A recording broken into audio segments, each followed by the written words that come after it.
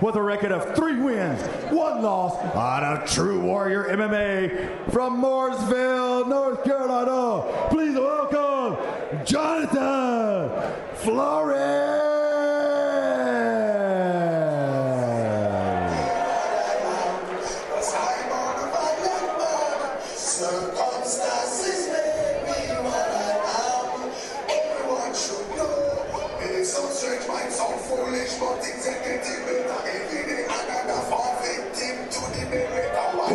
Sometimes we talk about like Lantos. We're talking about a guy that we think is special. Jonathan Flores is one of those guys who has some similar areas in which I feel like he stands out as being extremely talented. He's done obviously very well at Fight For It. He's won most of the fights we've put him in, all the fights at Fight For It anyway. His only loss has come outside of the promotion. Bryce Falgood is in the house. We've got this guy who is extremely talented in the grappling, but also very entertaining in the striking. Has a very kind of dynamic in and out, almost like a point kickboxing Wonder Boy style of approach. And that's right. He's very fun to watch. This is going to be the most experienced guy he's ever gone against in Theo Kirby Smith, but he's like Lantos. He's one of those guys who shows you, I'm skilled everywhere. I'm not just skilled in one area of mixed martial arts. I'm a mixed martial artist. So look out for Jonathan Flores. Only a few more fights until he goes pro. And I know he's the kind of guy who he wants to go pro. That's all he talks about, is being a professional. Well, he's certainly taken his time. Like that's one of the things, you know, a lot of these guys are so eager to go pro, but have as many fights as you possibly can as an amateur. Yes, there's, you know, the downside. You don't make the money, you don't do any of the things, but hone your skill set to a point where you are undeniable, like, no, yes, you are ready for the next level, for the next part of your career, and then to actually go pro. Because, man, there are some killers in every single weight division. We've seen it with the, you know, like the Dana White Contender Series this year. Like, young up-and-coming guys are just leaps and bounds from where they were not even 10, 15 years ago, even 5 years ago. The quality and consistency that the gyms are producing guys with is incredible. Fighting out of the blue corner with a record of 3 wins, 2 losses, 1 no contest. Fighting out of Ground Control MMA out of Winston-Salem, North Carolina. Please welcome Theo Kirby Smith.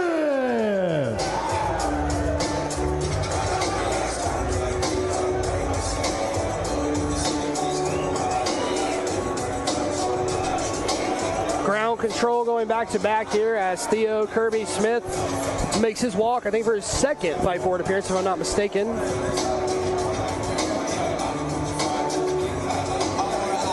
And if I had to pick a strength for Theo based on the film study, it's the grappling. I think he's not a better grappler than Jonathan, but he's got strength there. I'm interested to see who's the better grappler. Well, certainly it seems like the guys from the Ground Control camp are very, very well versed in the ground part of the fighting game. Yeah, if it's anything like the last fight we saw, Copeland was a little one-dimensional, whereas Flores is so multi-dimensional that you cannot just hang out in the striking with him, or he will just finish you. Yep. And he's also got no problems taking you down if you put your back against the fence. I'm thinking he will likely drop Kirby Smith or take the back early from a body lock position and try to just scramble to the back. He's really good at finding it in the scramble.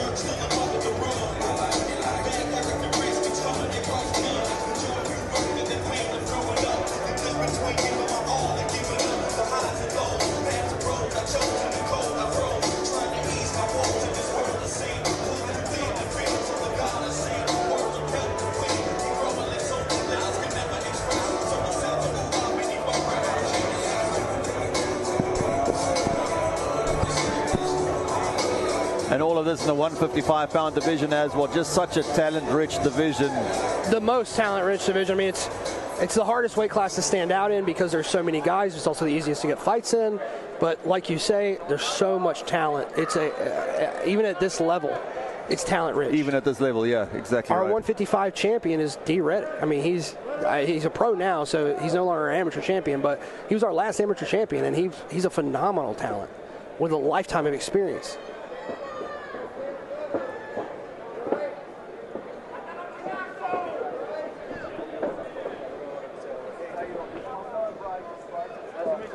Flores taking the center of the cage.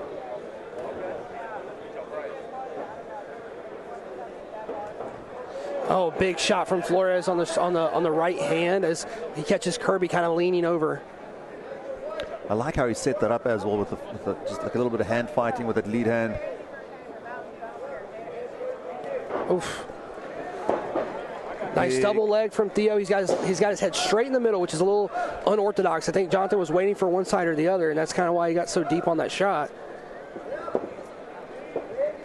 Strong pin for Kirby. This is where he kind of needed to get the fight. Yeah, he's making it very, very clear where he prefers this fight to take place. Jonathan's got a nice base under him as he turns under there. Yeah, good takedown defense there. Keeps his hips like fully kind of extended and always under his chin. Second, the chin and the hips start going different directions. That's when you really are off balance.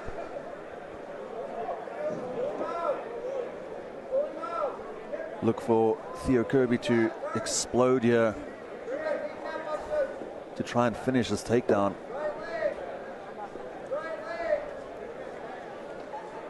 There's that outside trip look, trying to keep that leg tied up, but Jay Flo's really strong.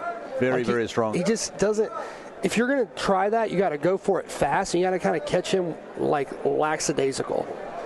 Yeah, Flores is showing really, really solid takedown defense here.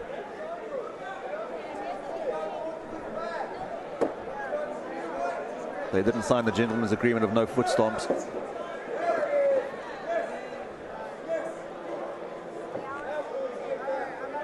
Fighting for that underhook is Jonathan Flores.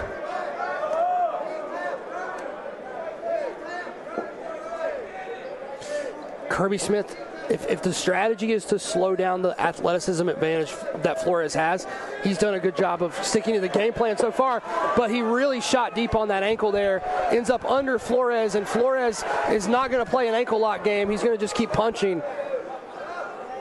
If I was Flores, I'd back out of this completely and get Kirby Smith back to his feet, where it seemed like he clearly has an advantage.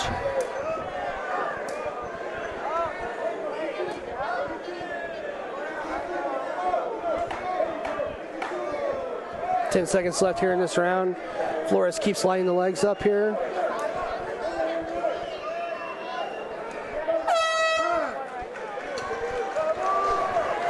Yeah, Theo spent a lot of energy trying to finish that takedown. Yeah, up until that point, I actually thought he was getting the better of the energy exchanges. He was being very conservative and pinning and making Flores work more. Flores actually had to physically lift him to get him off the wall, and then he kind of pumped a ton of gas to try and get the takedown at the end. He was desperate to try and almost get the like he was takedown. waiting for the last 30 seconds to try to score and steal the round. And that's like a classic kind of idea, right? Like if nothing's happening in the round, whatever happens in the last like 15 seconds is going to determine.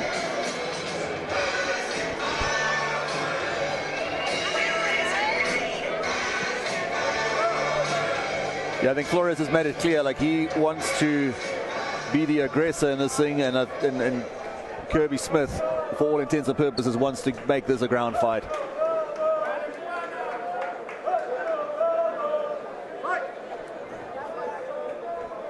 Kirby Smith is a little raggedy too, like he's breathing a little heavy after that. Yeah, man, he worked hard.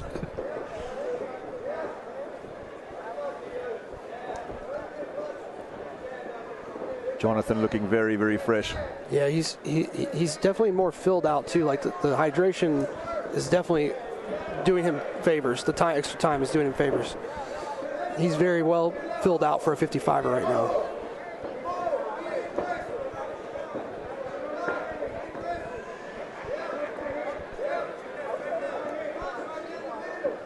Shin to shin, those suck.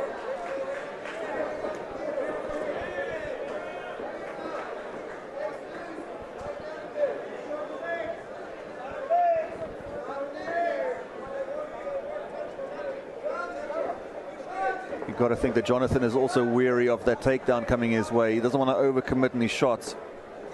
Yeah, it's interesting. I think he's showing a lot of respect to Theo's grappling ability because I know Jonathan can grapple. Yeah. I think he's just trying to keep it standing. He definitely feels like he's having success there. Theo's searching for him there. And it's more like there's less guesswork for him. Yeah. Just seems like he's the bigger, stronger guy, and he has an advantage on the feet, so why try and mess around? Mm-hmm.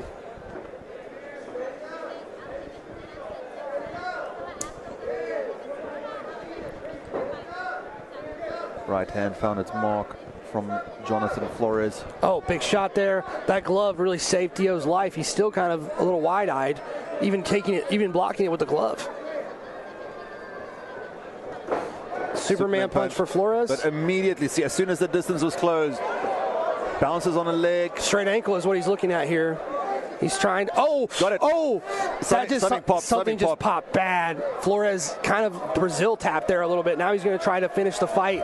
I mean, if his foot's broken, it's already broken. You know, like it's already broken. Oh, he's really turning that lock inside out. He's getting back on top with it now. Man, Theo's got a great leg attack game. There's a calf slicer here, too. This looks really close. MMA calf slicer. If he reaches up and takes the back body lock instead of the grip he has now, there's no way you survive it. But now he's got Vinny control. He's kind of got like almost like a Vinny control on top. It does Flores.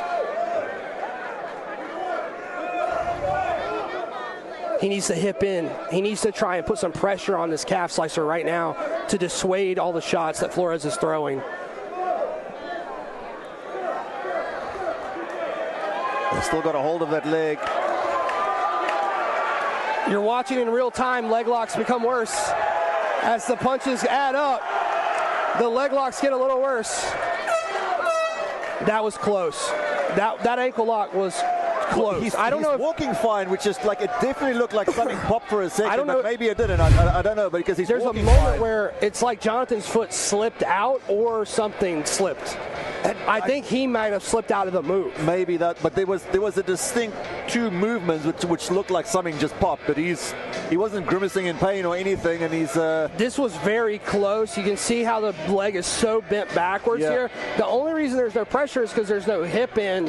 If he would have opened up his arms to try to take that back body lock, he might have been able to finish that. It's a very hard calf slicer to get in MMA, but like you said, to even get to the position in amateur MMA, pretty crazy. Even for it to nearly be on in amateur MMA it's pretty wild. Absolutely ridiculous. You can probably count in your one hand how many calf slices have been in the UFC, let alone at a grassroots MMA yeah, I mean, I can amateur think of, level. like Brett Johns, he hit that rolling one from the single leg, and then the guy who always plays K-guard in the middleweight division, he's got one. That's the only two I can really come to my mind off top. I always think about the guy who TJ Dillashaw tried it on Hands of Stone, and it seemed to not even work, but he just walked through it. Similar to Flores right now, he's just absolutely no-selling those leg locks. Theo's best moment for sure has been the leg lock, but he took a ton of damage at the end of that round. Yeah, he took a couple of big shots. He was covering up for most of them, but Flores was landing as he just did again. But certainly Flores is going to have to give respect to the ground game of Kirby Theo.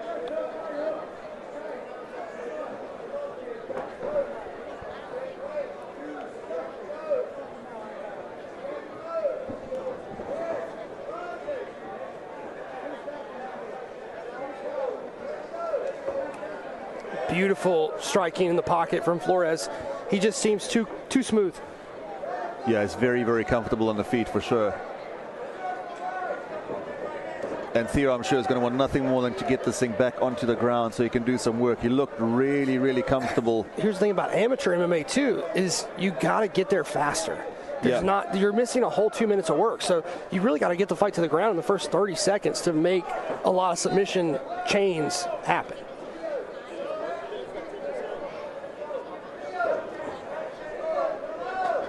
Big shot by Jonathan Flores.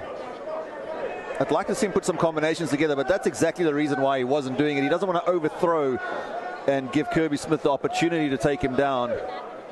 Big sprawl from Flo.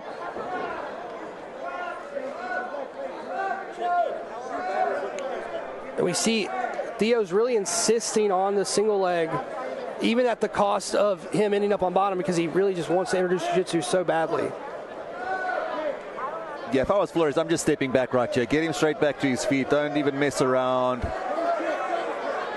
Next thing you'll see is the axe kick flying up. Like there's not much happening right here. Like just step back. Don't jump into his guard. That's certainly not. If I could give you one piece of advice, maybe it would be don't jump into the guard.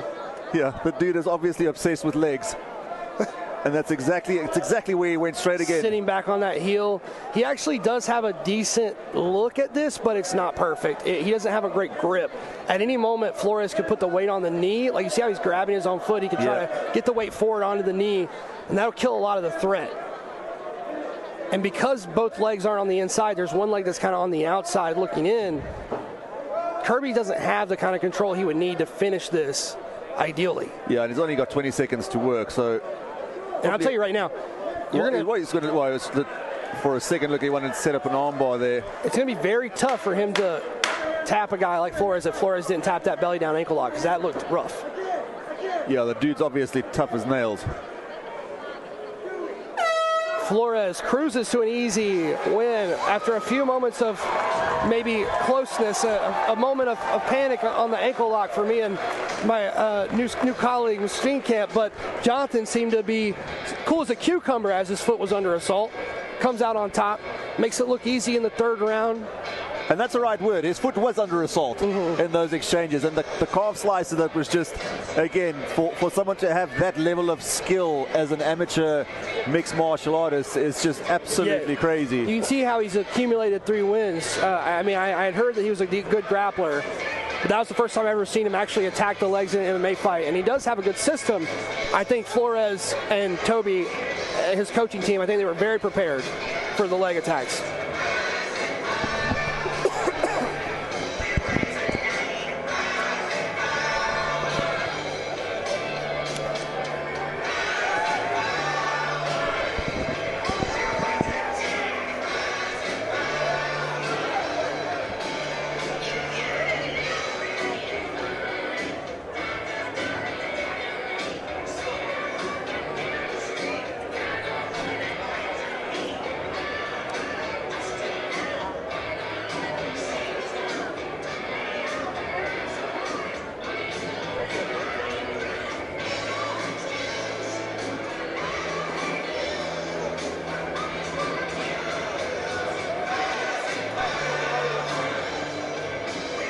All right, fighters to the center ring. A judge's decision is in as we have a unanimous decision. Fighting out of the red corner, Jonathan. 3 straight rounds for Jonathan Flores.